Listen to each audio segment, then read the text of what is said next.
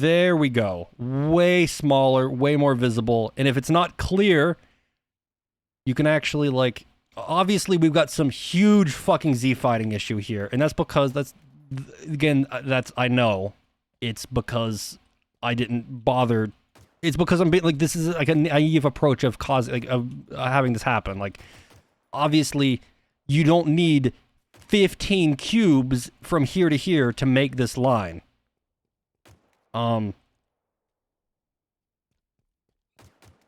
So, like, I don't actually need, like, this many cubes to cause this, but this is just, like, again, we're just kind of showing what's possible. Like, there's nothing stopping me from, like, writing, like, some code to make it to use as few cubes as possible to get this shape.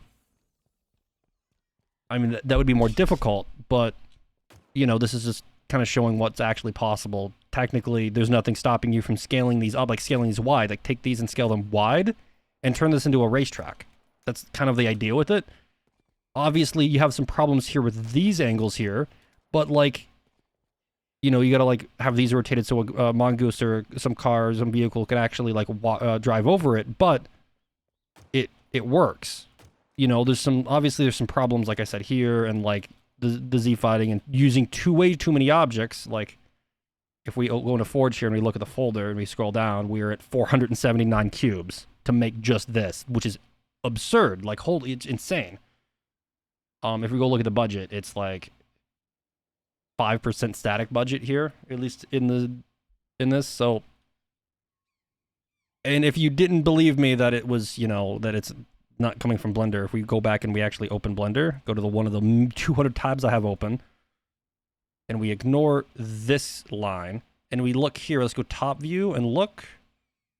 You can see that. Let's compare that to the top view of here, and you can see that the curve is the exact same in Blender to this.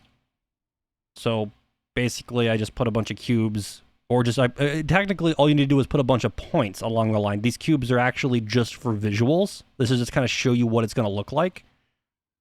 Like, technically, I don't need these cubes. I just kind of did that so that you guys can actually have something to look at. But those cubes are currently, like, we're only taking the position of these cubes. So if I was to actually come into here and, like, scale this, like, let's say I was to make this cube bigger like this, currently it wouldn't actually map to the game because I'm not factoring in scale yet. But I can factor in scale, and that is something that I could do if you wanted to, like, come in and scale this up or even rotate it like this. I absolutely could. Make the program read that, and it will actually reflect in Forge, but right now I'm not. So potentially a big, like, speed increase for, like, making like race course maps. So imagine you wanted to make, like, a Trackmania style map or something, like, with a bunch of loops and crazy stuff. You could come into Blender and kind of get a curve like I did before earlier in the stream, and just, like, kind of build it out with a curve. Kind of like this, and extrude it out or whatever, and, like, make a big ass, like, thing or whatever. And obviously, like, if you know Blender, this is easier. You, like, add, like, curves like this and stuff. But you could, like, make weird shapes like this and then generate it out as an actual level, or, like, a track like I've done here, and potentially saving you like hours of work to get, like, the kind of prototype of your level out, like the block out phase.